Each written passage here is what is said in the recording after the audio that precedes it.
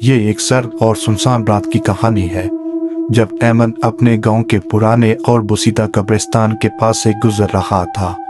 अचानक उसे अपने पीछे कदमों की चाप सुनाई दी। वो रुक गया, लेकिन पीछे कोई न था।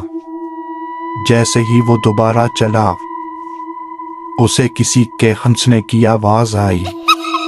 एक ऐसी आवाज जो इंसानी नहीं लगती थी। खौफ के मारे अहमद की टांगें कांपने लगी। उसने हिम्मत करके पीछे मुड़कर देखा तो वहां एक लंबा साया खड़ा था, जिसका चेहरा बिल्कुल सफेद और आंखें दहकते हुए अंगारों की तरह सुर्ख थीं। उस साये ने अपना हाथ अहमद की तरफ बढ़ाया, जिसके नाखून चाकू की तरह तेज थे। अहमद ने भागने की कोशिश की, लेकिन उसके कदम जमीन में धंस गए। उसने महसूस किया कि फिजा में मौत की बू फैल रही है। अचानक उसके कान में एक सरगोशी हुई। तुम यहाँ से कभी नहीं जा सकोगे। अहमद की चीख हलक में ही दम तोड़ गई और वो अंधेरे में गायब हो गया। अगले दिन वहां सिर्फ उसकी टोपी मिली। अहमद का कहीं निशान ना था। अहमद के गायब होने के बाद गांव में एक अजीब सी खामोशी छा गई। लोगों ने रात के वक्त उस कब्रिस्तान के करीब से गुजरना छोड़ दिया था, लेकिन अहमद का छोटा भाई जैन अपने भाई की तलाश में बेचैन था। एक तूफानी रात जैन उसी जगह पहुंचा जहां अहमद की टोपी मिली थी। अचानक जमीन से वही काली राख उठने लगी और वही खौफनाक साया नमूदार हुआ। जैन ने डरने की बजाय अपनी जेब से एक पुरानी तस्बीह निकाली जो उसे उनके दादा ने दी थी। जैसे ही उसने दुआ पढ़ना शुरू की, वो साया तड़पने लगा।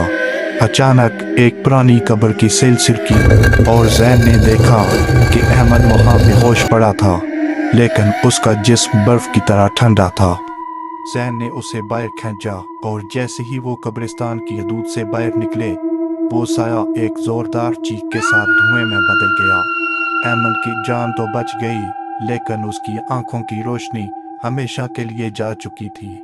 वो आज भी अंधेरे में बैठकर कहता है कि उसे अब भी वो सुर्ख आंखें अपने सामने महसूस होती हैं।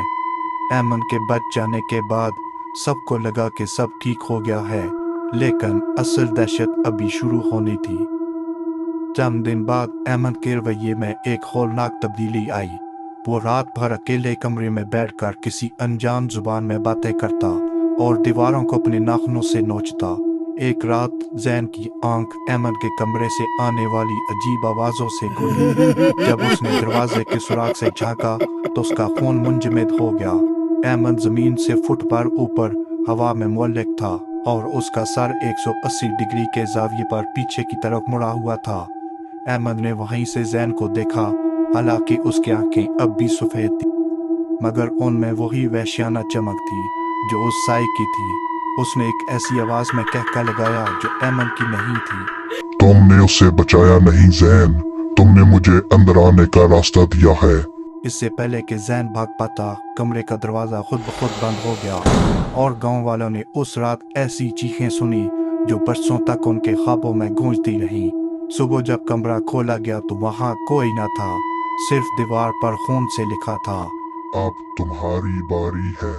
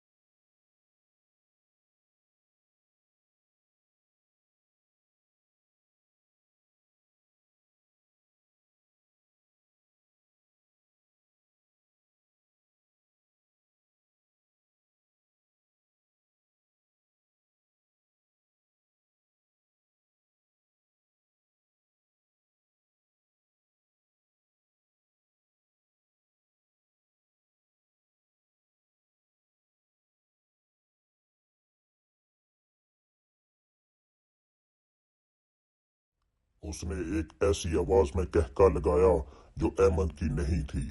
تم نے اسے بچایا نہیں زین، تم نے مجھے اندر آنے کا راستہ دیا ہے۔ اس سے پہلے کہ زین بھاگ پاتا کمرے کا دروازہ خود بخود بند ہو گیا اور گاؤں والوں نے اس رات ایسی چیخیں سنی جو برسوں تک ان کے خوابوں میں گونجتی رہیں۔ صبح جب کمرہ کھولا گیا تو وہاں کوئی نہ تھا، صرف دیوار پر خون سے لکھا تھا، اب تمہاری باری ہے۔